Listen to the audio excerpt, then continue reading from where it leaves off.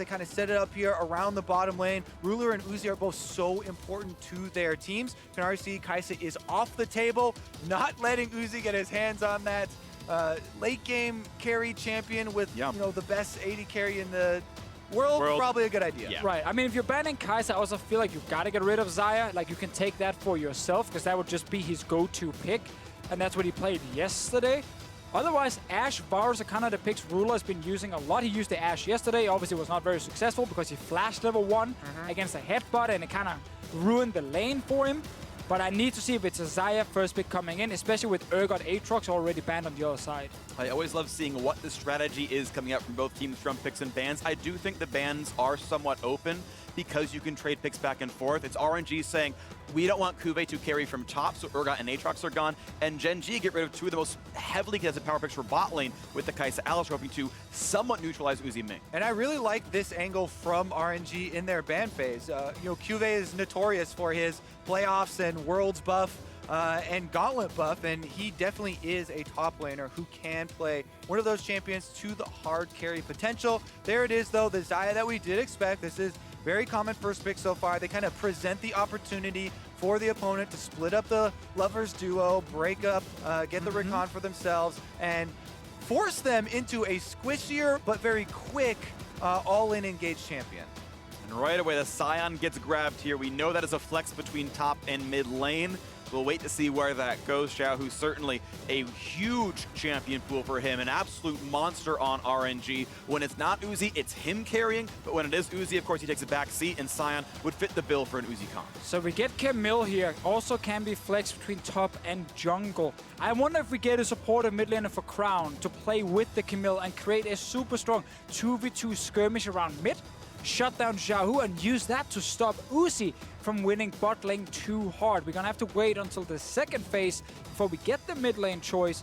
And I also want to see what Uzi plays in the AD carry position when Xayah and Karsa are gone. Yeah, the Camille is so interesting right now because the G2 game is so fresh in everyone's memory where they use the Camille so effectively with Wonder split pushing, but I really do like Haru's Camille jungle. Yeah. And how quickly he can go for a lot of control early, getting those ganks off. I really think Lulu Camille is a combination you can use. Crown Syndra was not great yesterday. In the gauntlet, he was successful running a lot of utility-based picks, like things that have strong CC or good, you know, abilities to buff a teammate. I think that's the style you should be looking for with him, but we're gonna have to wait and see what he actually decides to lock in. Sivir, however, is one of those AD carries that really returned to the meta and will still build the standard crit items. Still a bit of a surprise, though. Neither Uzi nor Abel, their other AD carry, has played it all throughout the summer split. I'm a little surprised to see that picked up here. I also don't feel like it's that great into Xayah because Spell Shield, I believe, only blocks one Blade Collar Feather, so this does seem a little weird to me. That was the thing that I was immediately jumped in my mind as soon as I saw the pick. I was like, well, how fast is Uzi's reaction, and does it even I don't think it's cancel good. the root part? I'm pretty sure it doesn't. I could be wrong. I don't remember the matchup that well, but this doesn't feel like a good matchup to me. But maybe there's something that they know they want to do that will work well here. I trust RNG. I trust them to know their bot lane matchups. Ooh, I like the Aurelia ban here, especially because you're expecting to blind pick your mid laner and then XiaoHu can last pick his. And we've already seen Aurelia now be super, super scary. Actually, maybe because of the bans or because Ryze is available and XiaoHu loves to play Ryze. They grab it. Give me that, Lulu. We already talked about why it's good. Do it. Look at how much mobility, too, is on the side of RNG with Rakan, Sivir ultimate, Ryze ultimate available for themselves, and constant choo-choo train right down the middle from Sion. They can force engagement, force flashes, and then use their follow-up speed to chase people down. Whereas Gen.G, they do have the explosive, chase opportunity, but with the Olaf locked in, that is definitely going to be a solo lane Camille. Yeah, and we have now solo laners plus jungler to really dominate that top side of the map. Olaf, Lulu against Ryze and Lee Sin around the mid lane. Level 6, I give that to Lulu Olaf to try and win that skirmish and shut down XiaoHu and Karsa. If that doesn't happen, we know XiaoHu is one of the best Ryze players in the world, and he will be able to move to a side lane, apply constant pressure, while Uzi is just perma-wave clearing mid on Sivir. Gonna be an interesting game to watch. Gen.G's comp looks very focused around Ruler, Lulu mid, of course, a lot of extra buffs there. The Braum for the front line, the only real big damage threats to Camille, and not as threatening of a team fighter as a damage dealer there. So Ruler getting a lot of the pressure here on the team, and certainly an incredibly top-class bot laner. Ruler is super, super incredible. Probably the biggest carry threat on this team. I'm excited to see what he can do, but he's up against the best bot laner in the world in Uzi, and Ming, of course, an absolute star in his own right as well. Definitely all true statements here from Phreak in the opener. I am super excited as well for Karsa Lee Sin. This mid-jungle 2v2 that you're talking about has so much potential. The mobility of Lee Sin is very good into Olaf, but if you just do the stat check and have them 1v1 straight up, that will go over to Olaf. So you really do have to get more creative and choose your opportunities there. Use the execution damage to make sure you actually finish off the kill. Well, here we go. Picks and bans are done. The lineups are secured, and Royal never give up. A 1-0 start to Worlds. The pre-tournament favorites going up against the defending world champions in their second game of Worlds 2018. Gen.G was upset yesterday by Europe's Team Vitality, but they can make a statement here today by taking down RNG, and we are onto the Rift. Very, very true. If Gen.G lose, Korea will start 1-4. I've never seen them have such a bad start to a tournament. Meanwhile, RNG can make sure that China stays undefeated so far here in the group stages. And it would be Gen.G falling in Korea 1-4 in their home country. Some irony that would be in front of the home crowd, but they will hope to keep their fans excited here for this one. Let's look for a little bit of a semi-invade here, waiting this rush, hoping for maybe a trinket ward to come down or someone to overstep slightly. I like the trends that we're seeing, though. More teams willing to go for these level ones, try and get that small advantage to open up the game. We've seen them have really big cascading effects throughout the early game.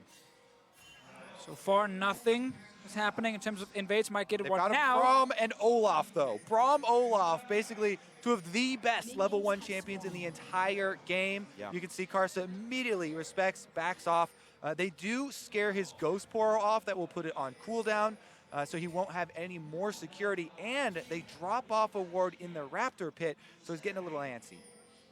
And a defensive trinket ward comes down from Crown, but Ming started with a sweeper and could get rid of that if he wanted to help Lee Sin invade, and indeed that will happen. The 10 gold given over and shared with Uzi down to this one as Haru's going to have himself a quick blue buff start solo, as it typically is, and Karsa the same on the top side with the red buff. Yeah, and Ming is starting sweeper on his side, and he actually stayed around the mid lane to kill the ward placed by Crown, I believe. There's a ward just outside the Raptor camp. Karsa could be looking to try and play towards that bottom side early. We know Sivir push is very strong initially at the moment she walks down into the laning phase. But obviously with CoreJJ and Ruler starting in the lane, they are able to quickly take care of the first few melee minions. Yeah, definitely rushing a little bit into the work there. Does get the push for Uzi and Ming. Shield's going out as well. Guardian, pretty standard there from CoreJJ. Does block a little bit of the chip damage. Meanwhile, mid lane, actually Crown getting some nice glitter lances through the minion wave. Yeah, and we still know that Lulu's early damage is very strong. Good base damage on her. She can take a lot of these quick trades against a lot of mid laners. But her main focus is still going to be playing with your jungler in the early game when Haru comes to mid. Exactly. It's so much about the 2v2 around that mid lane. Ryze has the root to set up. Lulu fairly squishy and a good target, but also the polymorph into an Olaf rundown, very, very threatening. And tracking Haru, I think, will be super interesting. He has, of 13 tracked junglers in Korea, the lowest jungle proximity, which is time spent near his teammates in the first 15 minutes. Despite the fact that he puts out the least gank statistically, he has the highest kills and assists at 15 per game of all the junglers in Korea. When he ganks, it works every time. Yeah, exactly. Very efficient ganks he's able to pull off. The time spent, definitely not very high, but the effectiveness is definitely there. Meanwhile, on the other side, Karsa, he is running this Dark Harvest, which has gained a lot of momentum since the changes to Electrocute for a lot of champions that used to take it. But there is a huge difference. Dark Harvest, you have to stack up.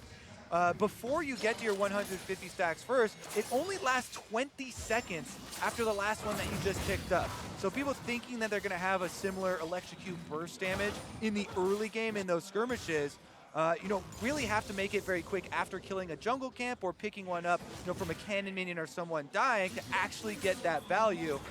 Otherwise, you're going into combat without a huge part of why people used to take things like Electrocute on those types of champions.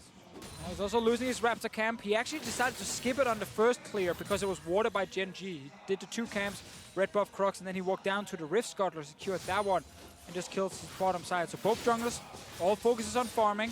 Haru can just wait for his boots, potentially even level 6 before he starts doing anything. And XiaoHu should know he might be a target here. Meanwhile, top lane, the famous saying of LetME always trying to just neutralize the lane. He's on the tank, but we saw with Wonders Camille, while you do not necessarily destroy a sign in the early game, get to 2 items and you will be such a massive threat in the side lane. Exactly. The main goal for Camille is gold in the early game, trying to build up your items. Once you start to get your Tiamat built, your Trinity Force built, so you have burst damage, you have AoE pushing on the wave, then you get way more options. You can take advantage of the champion's kit. Camille with one of the longest engage ranges of any champion in League of Legends, with your hookshot off a wall towards a champion and Hextech Ultimatum, that starts to open up those opportunities. One thing that does surprise me a bit looking at this game is how much RNG is pushing with only half the trinket wards available to their squad, and have so far been able to not be touched by Haru yet. Though Haru doesn't gank a whole lot, he does spend his time bot lane. He's actually an above average bot lane ganker for LCK standards, and a spot I would expect him to be in. So far, though, nothing much happening, and they've been able to be safe in this bottom lane. Uzi and Ming untouched. Important slow there from Crown onto XiaoHu, keeping this distance. He's kiting this Ryze so that the Rune Prison doesn't go off. Once that thing lands, that's where the Lee Sin commits all in, and they get the big gank around mid lane. But he's playing very well, allowing an Olaf to take advantage of his very quick clear and power farm. Exactly. Second Crocs camp on the bottom side now for Haru. He's already level 5. Karsa was waiting for his camps to respawn. That's why he looked towards mid lane. But he's going to be pretty far behind in experience. And we already mentioned that level 6 for Olaf with the Lulu to just try and run down XiaoHu. If you win mid lane in the early game, you use that to go bot lane and stop Uzi from doing what he's doing now, which is effectively just pushing the lane all the time. You can already see a small CS difference between the 280 carries, but we know that the mid lane is still the focus. So far, so good for RNG, though able to do well on the bottom side. Of course, overall, the farm is quite nice on the Gen.G side with 500 gold ahead, and the jungle being a very big part of that one, of course. But now a fight in the top side. Ultimate's available on both. A channel, not quite the knockup, though. CuVee not going to continue for this fight, as LetME able to do just fine on that trade. Haru got level 6 now on the camp in the bottom side. He snuck his way down as well. Karsa is not even nearby. He needs to just keep killing camps to get level 6 on his own side. Don't know if they actually spotted him. Ming was looking around. Yeah, Ming landed the Q there onto CoreJJ. I don't know if that small little visibility actually extended to Haru.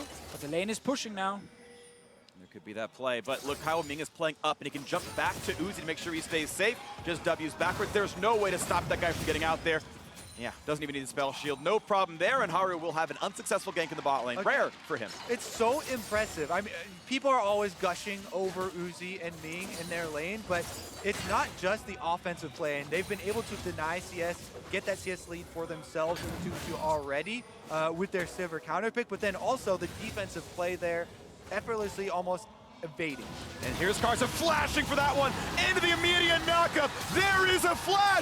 He's going to try to get out, and CuVee does just that. Oh, they just barely didn't have the extra damage to finish off the kill, even with the explosive flash kick there from Karsa. CuVee gets out. That was so sick, though, the synergy and how quickly they execute the combo. Karsa jumps in, flash kick into an ulti from a sign. They've used so much of their CC right now. They do not get a knock-up from the Q.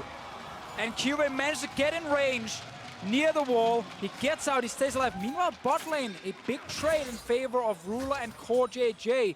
Uzi is forced back, and he used both summoners in that trade here. Traded summoners with CoreJJ, lost his summoner heal. Of course, it was Ruler who brought TP to keep his laning phase a little bit nicer to make sure those recalls weren't bad. It's Uzi now taking the long walk back here, and it's not a cannon wave, which means these minions will die rapidly. Ming cannot freeze this with the pressure on him, and there's going to be a lot of minions lost for Uzi. Yeah, this is very big. CuVee staying alive top and getting the flash from Karsa, and then you force the flash bot lane as well. Yeah, that was just so clutch there, him getting out, because As I mentioned before, the extra burst damage actually is there for Karsa. He finished off the red buff, and before the 20 seconds to, Dark Harvest actually expired, he got there. But bottom side, this is what went down. Ruler, CoreJJ, JJ jump in onto Uzi. They get the stun, uses the ultimate here to try and burst him down. Ignites both used, but unable to find the kill and first blood. Pretty big mistake, however, from Uzi. Not only did he greed by staying forward without Ming next to him, also didn't get to spell shield the initial Q from CoreJJ, and then had to use both summoners to get out. So definitely a win for Gen.G. Can they actually go down and get something from this? And Olaf can run down this no-flash Sivir so easily. Yeah. Definitely true. No summoners available for the escape, and Haru been farming very efficiently so far this game. Should be able to route down there pretty quickly. Vision has also been cleaned out preemptively in this area, so both teams should know that this is a prime target. We'll see if those ganks come through a somewhat defensive control ward there for Royal Never Give Up. Want to make sure that bot lane can stay safe as Uzi is shoving. Not a lot of attack damage though, means the wave clear is actually a little bit low. You don't kill those casters with the Q and the W that easily with only a couple of longswords. Yeah, he's only sitting on 400 gold as well, so it will be quite some time before he can actually get anything useful for himself. And that is, it's good to see the Gen.G bottom lane, the one we actually hyped up so much during Worlds last year and said this was the main win condition for this team when they took down SKT. Remained the same during all of 2018 where Ruler was the big carry. Great to see him stand up here and actually go slightly ahead of Uzi. Yeah, Ruler was definitely impressive this year. I mean, especially in the Gauntlet run, where he's Varus ulting the Rakan, engages multiple times, trying to stop those ones right in front of his face. This time around, he is on the Xayah. Gen.G, Haru, and the bottom lane are starting up the Mountain Drake plus Scuttle Crab, and will be able to use this control to be able to take some objectives for themselves and push it a little bit further. 400 gold lead plus the Mountain Drake. Gen.G look a little bit back on form. The typical way that Gen.G wins is actually not with the first bloods and early kills. It's CS leads and first turret. They give up very, very little, very few deaths, very few turrets. They're actually a very good early game team because they give up nothing, and they're on pace for that kind of a play again. CuVee tries to go in and get a stun there onto LetME, but it is denied by the ultimate. One of the things they have lost a little bit in this game early is, of course, the CS difference with CuVee and LetME on the top side. There was the Karsa gank, even though they didn't get the kill, did cost them a huge chunk of health, as well as you know, his flash, requiring him to play much more defensively. Definitely will delay him quite a bit. It's very expensive items he's looking for in the early game, and he's not a huge kill threat before he actually gets them. And sure, we know that he will take down turrets with a Trinity Force very effectively, but right now, it's pretty far away. So while you have the advantage for Ruler bottom side with the BF sword, Uzi's just getting some attack speed to just wave clear. He doesn't need to trade. And it's actually CuVee who's constantly taking a bunch of damage up there against their Sion, and Karsa's on his way towards top side, potentially a tower dive. So exciting here, how the game developing this closely between the two teams here with the most recent international success. Gen.G defending champions, and RNG have won all of the tournaments so far this year. As you said, he slipped into the brush on top side, but he was seen on a ward, so look at bottom side, actually overloading, and it is going to be a charge getting off. Royal Never Give Up, gonna start winning through top lane. Not typical for a comp with Uzi on it, but with Ruler handling that pretty well. LetME is instead the win condition, at least early on. A big lead in lane, 33 CS up. Gets first another turret charge. gold shared with Karsa, and that is indeed another charge from that turret, losing a lot of health down there as the wave is getting denied. And the problem for Gen.G here, they couldn't actually go and make a play bot side because Sivir, with the early attack speed, just killed the wave instantly. There was nothing to actually set up a play with. And that means now RNG, with Karsa controlling top side and LetME winning his lane, gets a nice little chunk of gold. Short most of it onto the side, but he's very tanky already. And normally, all your gold on a tank doesn't mean a ton. You usually want that gold on a Xayah or a Sivir or some other hard carry, but it's a full physical damage team aside from a Merc Treads Lulu. You can just stack armor and LetME might never die this game. Yep, he's already got the attack speed reduction or in his Frozen Heart completed. Plus, cooldown reduction is so great on Sion. Earlier in the Champ Select, we mentioned the repeatability of his engage, and that cooldown shrinks so quickly later the game goes, especially with the early Frozen Heart built up, that's going to allow RNG to dictate the pace. Yeah, he's on 175 armor at 13 minutes into the game. So if Xayah or something walks up to him, will not deal any damage to this Sion, and that means RNG, once this laning phase ends, can actually start using Sion to just force engages really, really well around mid with his ulti. Then they can use that pressure to go bot lane for Uzi. Ooh, just be a little bit careful here. Spell shields the slow. Will there be a knockup? Yes, but not aimed right, or he expected Uzi to juke. Walks in a straight line, gets away. Uzi not taking any chances, pops his ult for the extra little bit of speed there just to make sure the ult doesn't tag him. And again, gets right back to pushing the lane. The Sivir pick definitely performing well for them. They've absorbed ganks from the Olaf. They created their own little CS lead early on and have been able to stay very safe. And this is actually a good tip for AD carries in solo queue.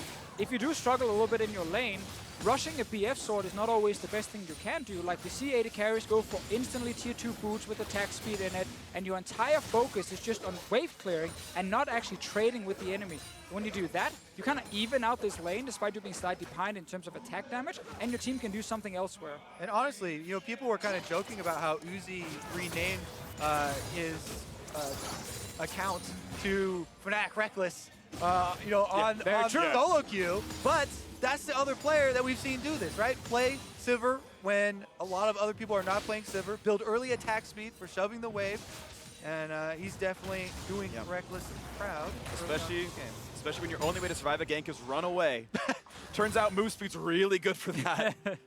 You know, an Ezreal or Caitlyn maybe can just like hook shot away or whatever else. But yeah, this is certainly something that might be required when an Olaf might run at your lane. And while Haru here, he's done really well in terms of farming. I actually thought we would see more action from the Olaf. And I thought we would see him and Crown group together and try and get some pressure in first towards XiaoHu and then towards the jungle. Try and get a bit of deep vision down and use that pressure to threaten the bot lane. Like we've seen a lot of tower dives being set up in the early game when you have mid lane control. But Haru's not really been around the lane whatsoever. He's just been continuing to farm or look towards the bottom lane. And to that end, Haru has farmed up a Storm, 120 CS here to him on the Olaf, and has allowed him to complete an early Black Cleaver, which is a very offensive-oriented item and will help in shredding specifically the Sion's armor.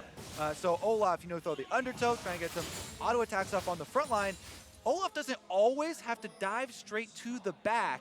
He's going to try and soften up a little bit, maybe the front line, to allow the DPS on his team to get to work. Yeah, I'm not sure there's enough assassination damage here for Gen.G. The ult out of CuVee is pretty well telegraphed, and Uzi can survive that without too much difficulty. Might have been part of the reason he picked Sivir was just to get away from Camille. And though the lane was maybe a bit testy, he's doing okay here. Ming's going to feel safe, just jumps right back in, and that's one of those powers of Rakan. You can kind of play that front line and bait some skill shots and jump right back to your teammates. Also waiting for Karsa and his next play. We saw that one move into the top lane where he got the flash, forced QA out of lane, returned with the Rift held. But it's been about it. It's been a very passive early game. Two teams who obviously prefer to just go towards the late game and play really big, explosive team fights. But that's where most people would say RNG should be favored. And I think that Gen.G do have that extra wrinkle of we're waiting for Camille to get to a stronger split pushing point. They actually You're gonna have to wait for a long time. Yeah, they actually don't really want this 5-on-5 Sivir empowered like giant Sion running at them. They're like, please, CuVee, get some money in your pockets, get your Tiamat, your Trinity Force built up so that we can, you know, try and push on the other side of the map a little bit to get something back for themselves. But because of Karsa and LetME, that is going to be such a delayed game plan. Oh, yes. You got a Phage, there's a Tiamat, there's a Sheen. On the other side, you got one fully completed item, almost two fully completed items on some of these players. RNG ahead of schedule, and Gen.G trying to make up that time. They're getting bot lane a little bit low as well, just below half HP now on bot lane outer turret. Those occasional shoves are working for RNG, and they're stacking up armor nicely as well. You're seeing the arm guard come through, but now, a flash over the wall, but here comes Olaf, and Haru's not satisfied. The knockup is there, and they might just get first blood. They do, as Karsa goes down, still fighting towards Ming, but the squad is around. A knockup for CoreJJ. In comes Sion, Choo-Choo, as Haru will quite drop down to the cross Blade has 2 kills. Our answer back for RNG. Well, we got what we wanted. We needed to see the Olaf get in a fight, secure a kill. The problem here, CuVee stays top lane with his TP. LetME instantly responded, got down towards the bottom lane, and once the Olaf flashes over the wall, he's never getting out. Yeah, that was a commitment of 2 members from Gen.G very deep without, as you said, a teleport from the top laner. So if everybody from RNG does join, they're going to have the advantage, and that's what ended up. But they still, in the end, did get the first kill. Well, RNG got the bot lane turret. Would probably have taken down eventually anyway. CuVee did not secure the turret. I thought this could have been a big deal for him. Staying top, get the turret, all the gold just for him. Sadly, it is still alive. Yeah, I mean, Haru looked like he had been farming a lot of jungle camps all game and got a little bit fed up with it. Wanted a champion kill for himself, catching Karsa in the enemy jungle red-handed right next to the dragon pit. No hesitation. He's immediately in there. But again, teleport does come in from RNG, who collapsed with everyone. And so CoreJJ, who follows Haru to commit to this, also gets caught up, and it ends up being 2 for 1 rather than just a 1 for 1 with the extra little bit of first blood money. And that does seem like a weird choice from CoreJJ because they had to know that CuVee was not teleporting and LetME did. You already got the kill before he flash ulted in. You can make that trade and let your top laner split push. That felt like maybe miscommunication or greed from CoreJJ in what they know is a worse fight. Very true. Definitely agree on that one. Meanwhile, Uzi got the bot lane turret. He's now mid with the red buff. And we get that 1-3-1 setup with RNG where Sion is holding the Camille. And then you have XiaoHu on the rise. I've seen a lot from him so far until that last fight. 2 items fully completed, 20 minutes.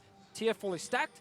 No one is going to stop him 1v1. And this is what RNG loves to do. They split up in 1-3-1 to push the lanes. And then they use the push to group and fight around Uzi. That's the thing. You know, even if CuVee does get the completed Trinity Force, Ryze already has tabbies and completed Hourglass. So if RNG just rotates XiaoHu to take, you know, Sion's place, then where is the momentum and the pressure really going to come from? It kind of has to be maybe a mistake from RNG here around a dive or some sort for Gen.G to really pull it through. Yeah, we see the move here. We just mentioned how XiaoHu moves up towards the mid lane to be a threat. Sion moves down. I was going to mention, okay, maybe CuVee with TP advantage can set up a 5v4, but it's Sion. He's just going to ult from his lane to join the fight, so it's not really anything you can utilize. Ming. Always just being a threat, zoning them away a little bit. Yeah. And none of the engage for Gen.G outside of CuVee is hard enough and consistent enough to threaten a Rakan. Everything is telegraphed that he can just W backwards, jump to a teammate. Ming gets to play this aggressively because of how few point-and-click crowd controls there are. The mid lane siege continues, and consistently they must defend this RNG sort of pressure as Uzi can knock down that turret if you give him enough time. Top lane finally does fall, but half the gold gets lost. No one's there for that 250 local. All right, Gen.G trying to clear out all of this vision that RNG set up through their own jungle to allow themselves the opportunity to keep CuVee up there, keep this Trinity Force completed Camille, you know, in that isolated situation.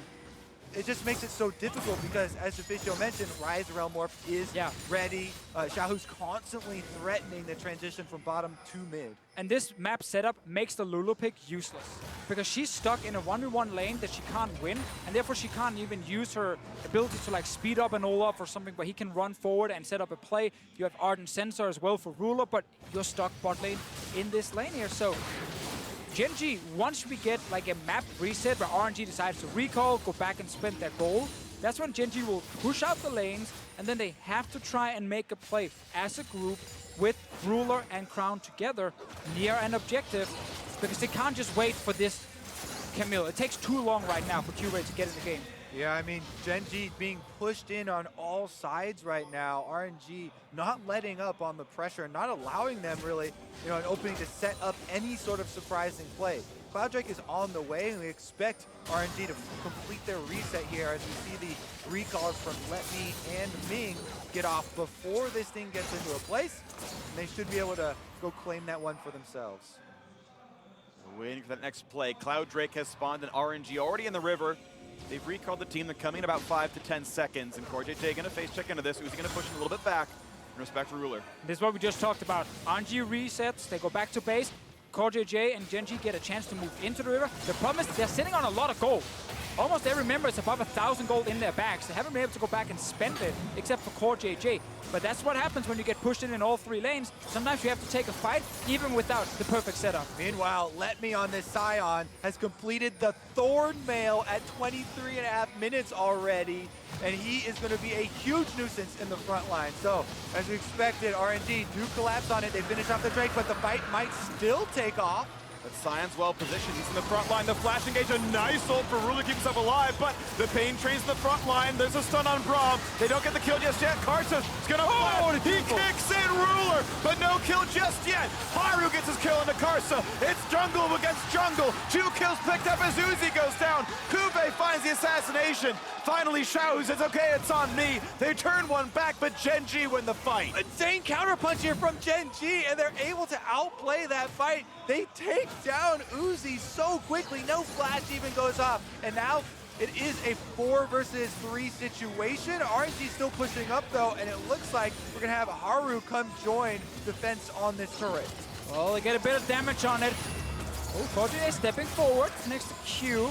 Yeah, there's no engage tools, though, with Braum ult down, so they feel safe enough despite it being a 3v4, but they do force the slightly slower recall, and they've got the team back on the map now. And remember, this is, again, Gen.G with a lot of gold in their bag, still taking the fight. What ends up happening is they spend so much on Ruler, even Karsa goes for him instead of taking the easy kill on the Braum, and then CuVee from behind kind of shows up out of nowhere, and no one can protect Uzi. Yeah, he gets right back, sticks onto Uzi, uses the ultimate, knocks away Ming and XiaoHu. They're buying time for himself. They eventually answer with the flash, but I just want to emphasize how difficult of a fight that was for Gen.G. There is no way they win front to back. This Sion is fully stacked. He just went back and purchased. He's the only guy who spent all of his gold. Plus, he's one of the most fed members in the game. So they work around him. That was such a creative way for them to get around the, the huge wall that RNG had set up. But also, I think RNG just jumped the gun there a little bit too fancy. Greedy, yeah. They didn't need to get that fancy. No, if you're RNG, because you have this fed tank you just mentioned, Kobe, you can literally just focus on killing the enemy front line first. You don't have to dive in and kick back the AD carry and overextend. That first engage, though, I mean, he didn't have QSS yet for Ruler. He got the ult off just in time to dodge Ming. If Ming hits that RW, I think that's a kill straight up. It's a 5v4 and there is no follow through. So really tight margins. I understand why they tried, but props to Ruler for being completely on point. The caliber of the players in this game is the highest in the world, Phreak. Yes. And those are the types of plays that we have come to expect from these players. Oh, bot lane, look at this here. A lot of damage from XiaoHu. Karsa, he's spotted. Okay. CuVee is in a 1v2 now as Ryze going to show up with the Realm Warp. No! And that's not a good hook shot. And he's got to run. He's a little bit speedy. He kills some minions, finds a slow kick into the wall. And where can CuVee go? He's flashed down. He's trying to get some move speed hitting some of the minions. And just running and running and running as far as his sword legs will take him. Another slow, still running XiaoHu, soon to be in range, but can they chase? And keep in mind, he's maybe got the damage. No, XiaoHu gets the burst, a good kill on the side lane. And you can tell, Gen.G, we're like, with hands up in the air, what else can we do? Maybe Baron, move over, nothing they can get done. Just a scuttle grab and some control words get down. That's a very good pick from RNG with no answer possible from Gen.G. Well, RNG on their side now, IH just got completed for Uzi. Nothing on the other side because Ruler had to go QSS. You just want to fight so badly if you're RNG at this point with your strong tank and now your strong AD carry. Again, front to back, and he's working on another completion here as well. This Sion is going to be so incredibly tanky. As you said, true damage crits will come through from Uzi, and we know the story of late game Sivir bouncing those blades through the entire team. We'll see though, Gen.G still have a lot left in them. Ryze for pushing on bottom sides, making them react. Yeah, we see CuVee on his way back towards that bottom lane here. It was actually really interesting in the 1v1 or 1v2, I guess it was. Karsa didn't want to fully commit, knowing the damage this Camille can still deal towards him. Sure, she's still behind in the game, but we've already seen the Q nuke. Yep. I mean, the way that they have to navigate the team fight from Gen.G's side is around this Sion.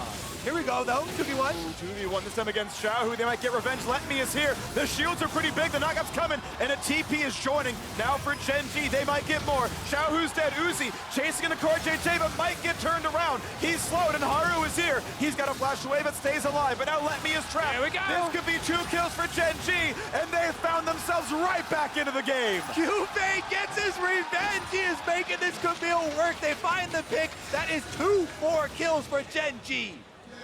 The first deaths for LetME and XiaoHu, both of whom were very far ahead in their matchups. A big factor in the win so far, but now the gold is tied and Gen.G run right for that top river. And Uzi lost all his summoners because he tried to help when the fight was already over. If Gen.G start the Baron, they can collapse and not know they're keeping CuVee bot lane.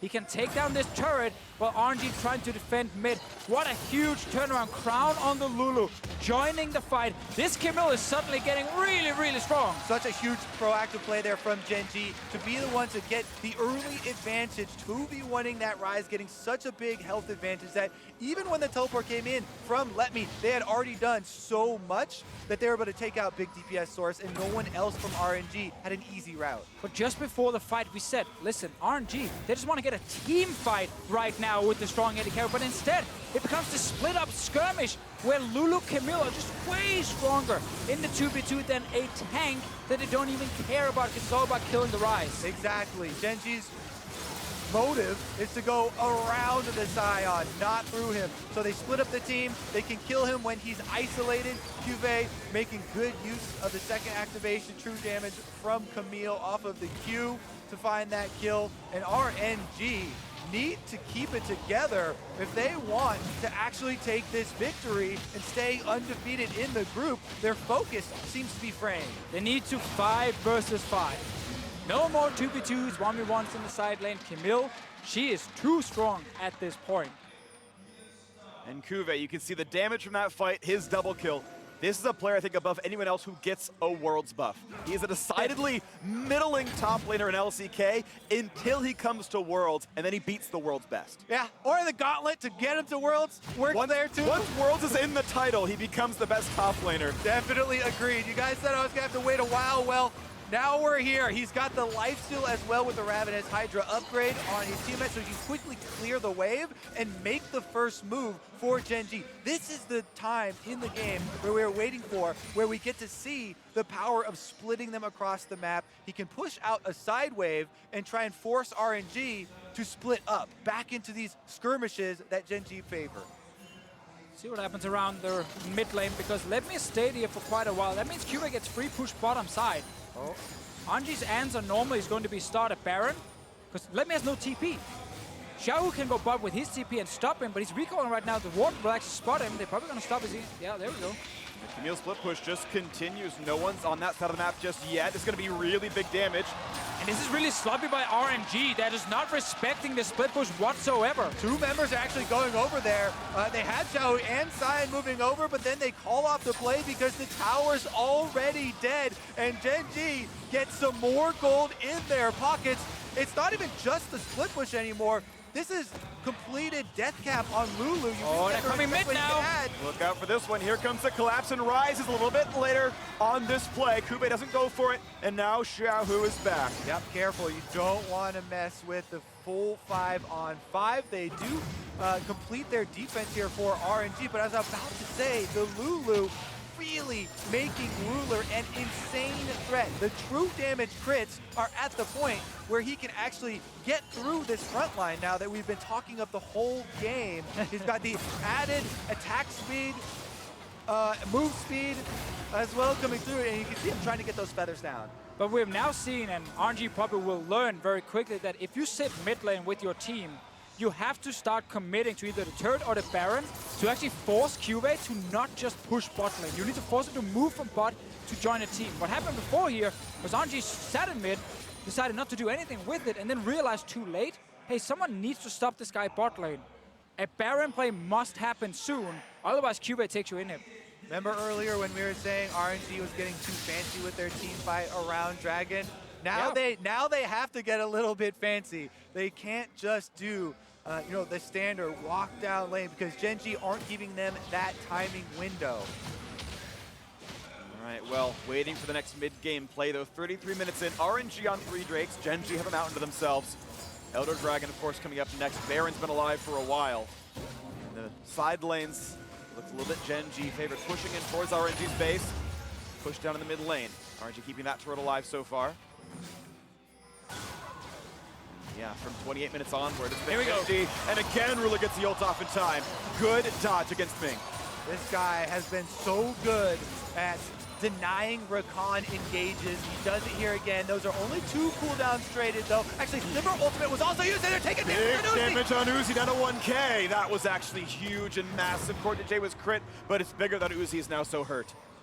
They also just sent him up to take the farm on top side because he was so hurt. He'll try and lifesteal off it. That means only 4 members defending mid as Gen.G start to collapse. And we can just see how much damage they can deal here and how much protection Lulu can also offer to Ruler. His ult is on cooldown, so if we get another engage from Ming, Ruler cannot get out of it straight away. QSS also on cooldown. One of the funny things about Lulu mid, early on, base damages, nice in lane. Mid-game, definitely could be a liability, but the late-game scaling that she adds to your marksman, if you have one of these world-class AD carry players empowered by the Ardent Sensor Lulu, it just brings a whole new level of threat to that damage output. And here comes the dive. CoreJJ is far to look for Ruler. He flashes him, but he's still been caught. The knockup. They're going to try to knock down Xayah, and they get it. It's a 5v3, and the chase is on. Crowd is running, but he's nowhere to defend the base. The turret's going to fall. That was insane. We just talked about all the cooldowns for Ruler. He couldn't get away. CuVee is now TPing away. He's not taking the inhib. He can't race in time. He's got to come back to the base. So it's a 3v5 defense. RNG to start 2-0 to keep the first minion alive. They're going to try to clear it. They're going to go for the kill. There's Camille on the backside, and it's not going to be enough. Another kill comes up. A double for Uzi, and it's time for the turret. They've got the shields. They've got the damage. They've got the 4 kills. They will wear it down.